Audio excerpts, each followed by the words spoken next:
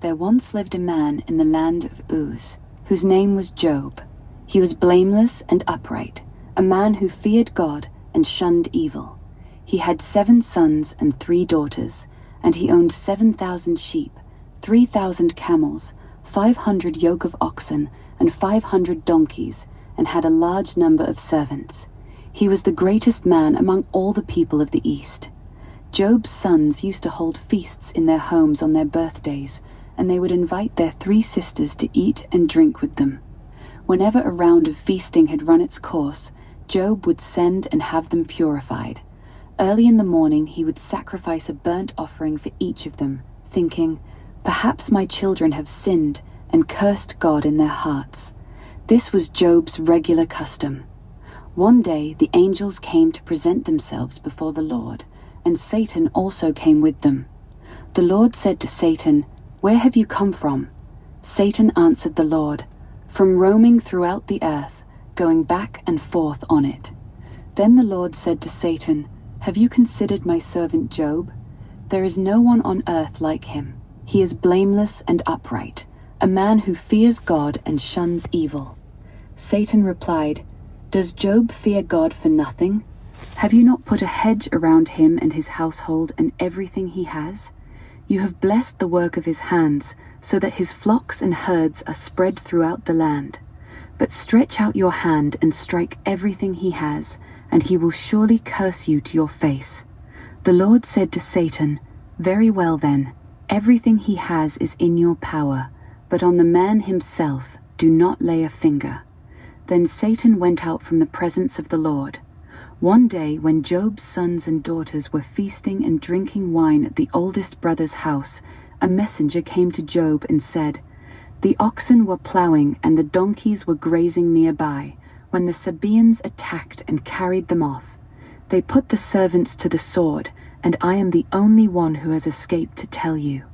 While he was still speaking, another messenger came and said, "The fire of God fell from the sky and burned up the sheep and the servants, and I am the only one who has escaped to tell you."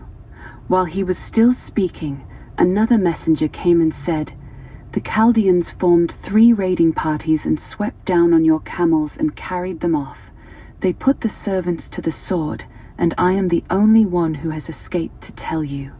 While he was still speaking, yet another messenger came and said, "Your sons and daughters were feasting and drinking wine at the oldest brother's house, when suddenly a mighty wind swept in from the desert and struck the 4 corners of the house. It collapsed on them and they are dead, and I am the only one who has escaped to tell you." At this Job got up and tore his robe and shaved his head. Then he fell to the ground in worship and said, "Naked I came from my mother's womb, and naked I will depart. The Lord gave, and the Lord has taken away. May the name of the Lord be praised." In all this, Job did not sin by charging God with wrongdoing. On another day, the angels came to present themselves before the Lord, and Satan also came with them to present himself before him. The Lord said to Satan, "Where have you come from?" Satan answered the Lord, "From roaming throughout the earth, going back and forth on it." Then the Lord said to Satan, "Have you considered my servant Job? There is no one on earth like him. He is blameless and upright, a man who fears God and shuns evil. And he still maintains his integrity, though you incited me against him to ruin him without any reason. Curse God and die," he said. But Job replied, "You are talking like a foolish woman. Shall we accept good from God and not trouble?" In all this, Job did not sin in what he said.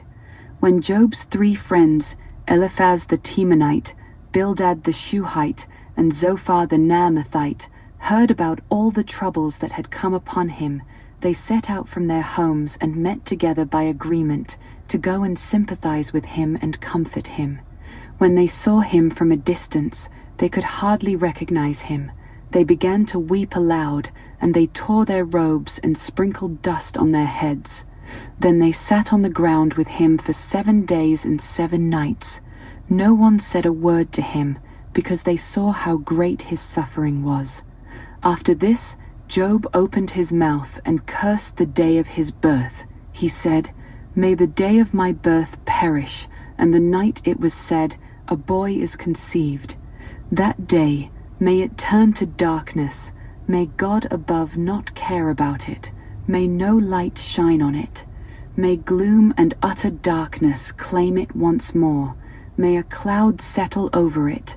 May blackness overwhelm it. That night, may thick darkness seize it. May it not be included among the days of the year, nor be entered in any of the months. May that night be barren. May no shout of joy be heard in it. Why did I not perish at birth, and die as I came from the womb? Why were there knees to receive me, and breasts that I might be nursed? For now I would be lying down in peace. I would be asleep and at rest with kings and rulers of the earth, who built elaborate tombs for themselves, with princes who had gold, who filled their houses with silver. Or why was I not hidden away in the ground like a stillborn child, like an infant who never saw the light of day? There the wicked cease from turmoil, and there the weary are at rest. Captives also enjoy their ease. They no longer hear the slave drivers shout. The small and the great are there, and the slave is freed from his master. Why is light given to those in misery, and life to the bitter of soul, to those who long for death that does not come, who search for it more than for hidden treasure, who are filled with gladness and rejoice when they reach the grave? Why is life given to a man whose way is hidden, whom God has hedged in? For sighing has become my daily food, my groans pour out like water. What I feared has come upon me, what I dreaded has happened to me. I have no peace, no quietness, I have no rest, but only turmoil. Then Eliphaz the Temanite replied, "If someone ventures a word with you, will you be impatient? But who can keep from speaking? Think how you have instructed many, how you have strengthened feeble hands. Your words have supported those who stumbled. You have strengthened faltering knees. But now trouble comes to you, and you are discouraged. It strikes you, and you are dismayed. Should not your piety be your confidence, and your blameless ways your hope? Consider now, who, being innocent, has ever perished? Where were the upright ever destroyed? As I have observed, those who plow evil and those who sow trouble reap it. At the breath of God they perish. At the blast of his anger they are destroyed. The lions may roar and growl, yet the teeth of the great lions are broken. The lion perishes for lack of prey, and the cubs of the lioness are scattered. A word was secretly brought to me. My ears caught a whisper of it.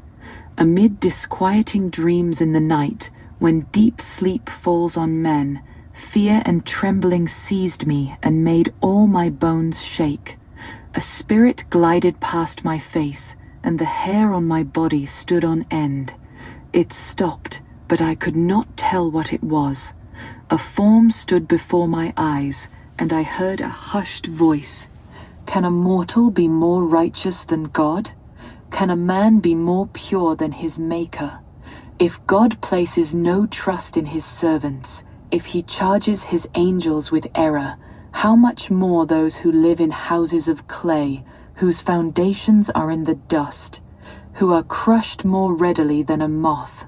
Between dawn and dusk they are broken to pieces, unnoticed they perish forever. Are not the cords of their tent pulled up, so that they die without wisdom?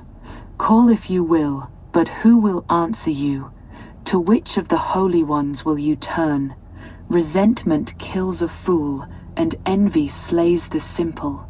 I myself have seen a fool taking root, but suddenly his house was cursed. His children are far from safety, crushed in court without a defender. The hungry consume his harvest, taking it even from among thorns. The thirsty pant after his wealth, for hardship does not spring from the soil, nor does trouble sprout from the ground. Yet man is born to trouble as surely as sparks fly upward. But if I were you, I would appeal to God. I would lay my cause before him.